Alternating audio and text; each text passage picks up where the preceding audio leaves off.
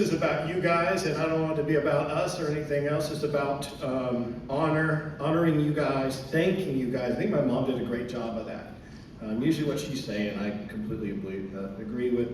Celebrating, having fun, motivation. We got Rennie Curran in the building today. He's a motivation himself. He's right there. So I'm going to do a contest here. And I've got, so y'all listen, I hope you got a pad of paper or a piece of paper around. I'm going to do 2 toasts to you guys here today. And they're out of some of my favorite movies, but they're just really epic toasts. And so I retrofitted it for this wonderful audience. So we're going to give away 3 $100 gift cards. It's okay, Rick, if we do this right. 3 $100 gift cards if you can identify the 2 movies. And these toasts moved me so much that I'm going to almost say them verbatim. However, I'm going to make some slight modifications to them that fit to you guys. So if you write the 2 movies, that the first one and the last one, then you'll get a $100 gift. First 3 people. Now I think it was going to be Tori. Yeah, there's Tori. You got this is going to cause a ruckus, but Tori always causes a ruckus anyway. So. You got to hand the names of the movies and then put your name at the bottom so we know this is the first 3. All right, so I'm going to start with the first toast that I'd like to toast you to.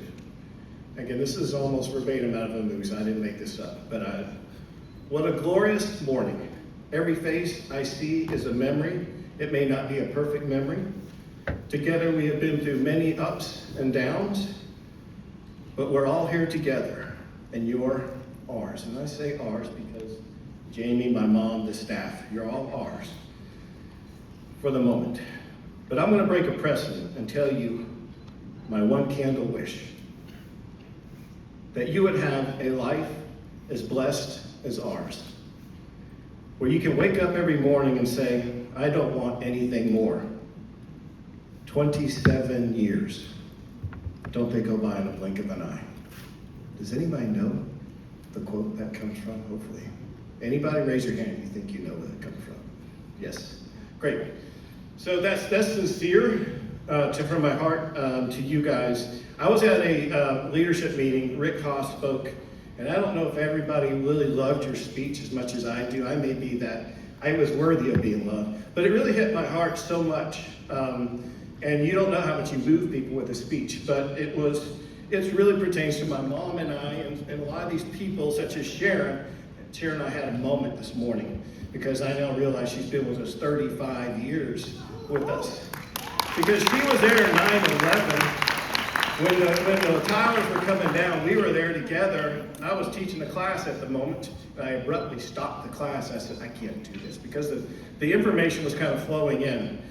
So Rick went down memory lane of what almost like lived my life for me and all the stuff we've been through. And it was very motivational, by the way, because it lets you realize that there's so much in our rear view mirror. And guess what? There's in our front windshield is coming.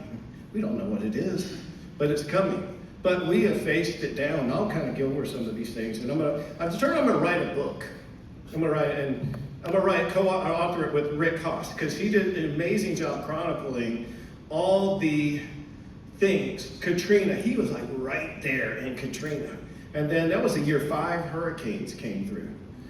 So we started at VPR in 1999. That was we're with Prince, and Y2K. Everybody remember Y2K? I thought the whole world was going to start. I didn't believe the world would end. But we actually had the audacity to start a real estate company then. Then I remember my mom, and as we were working in our basement and in different places and we set that up as our corporate office, and I was kind of helping her with some day trading because I was more of a techie. But that was during the .com bubble. And then 9/11 came again. I already said that I was in teaching a class and had to abruptly stop it. The Iraq War came. That year of catastrophes, 2005. I'm going down the timeline here.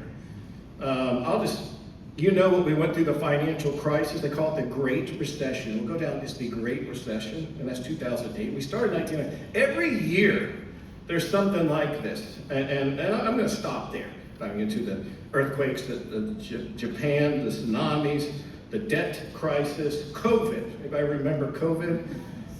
So it was a great, and so I want to redo that with you and make it a positive spin. The whole thing is it's about perseverance and about toughness, and we made it somehow miraculously. If you would have handed me a piece of paper beforehand, and she and I said, we're going to start a company.